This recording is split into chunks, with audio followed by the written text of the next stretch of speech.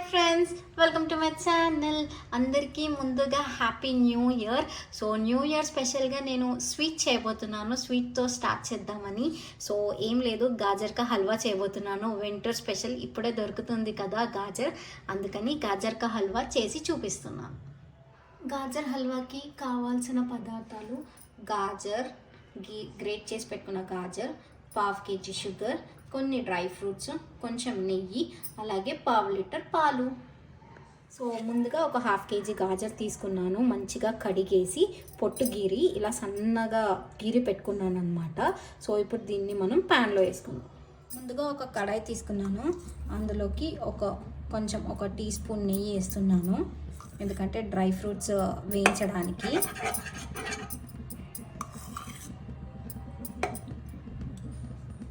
నెయ్యి వేడైపోయింది అనమాట. So chop చేసి పెట్టుకున్న డ్రై ఫ్రూట్స్, నేను కాజు, కిస్మిస్, బాదం తీసుకున్నాను. మీకు ఇంకేమైనా కావాలంటే వేయచ్చు. సో ఇవి కొంచెం టాస్ చేద్దాం, కొంచెం రెడ్గా అవ్వగానే తీసేద్దాం.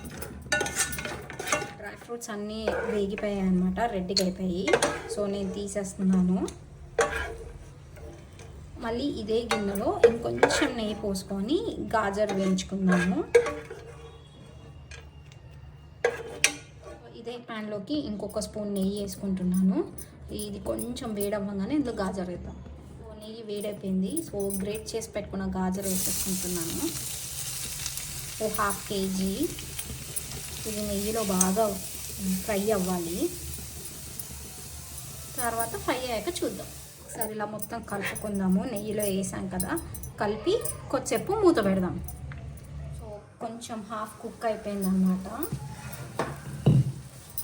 సో చూడండి, కొంచెం మెత్తగా అయింది. సో ఇది ఇంకా ఉడకడానికి నేను ఏం చేస్తున్నానంటే పాలు పోస్తున్నాను, కొన్ని పాలు. సో ఒక కప్ పాలు పోస్తున్నాను, ఒక కప్పు. పాలలో కొంచెం ఉడికించుకుందాం. ఇది బాగా ఉడికినాక అప్పుడు మనం చక్కెర వేసుకుందాం. సో ఇలా పాలంతా పోయేంత వరకు ఉడికియాలన్నమాట. సో ఇది కొంచెం మెత్తగా అయిపోయింది. సో ఇప్పుడు ఇందులో కుక్ అయిపోయింది అనమాట. సో నేను ఇందులోకి 1/2 kg చక్కెర వేసుకుంటున్నాను.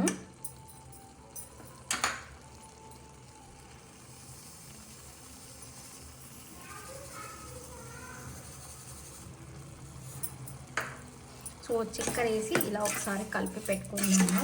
ఇదంతా ఆ చక్కెర అంతా వీటికి పట్టి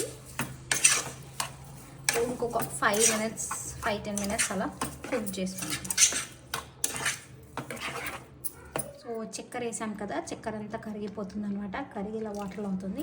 సో ఇదంతా ఆ గాజర్కి పట్టాలి, అప్పుడు కుక్ అయిపోయినట్టు మొత్తం. సో స్వీట్నెస్ అంతా గాజర్ పట్టుకునేంత వరకు వెయిట్ చేద్దాం. సో చక్కెర అంతా కరిగిపోయింది, మంచిగా ఉడికిపోయింది అనమాట గాజర్ కూడా. సో ఇది స్టవ్ ఆఫ్ చేసేస్తున్నాను. సో ఈ డ్రై ఫ్రూట్స్ వేయించి పెట్టుకున్నాను కదా, అవి పైకి వెళ్ళేస్తున్నాను.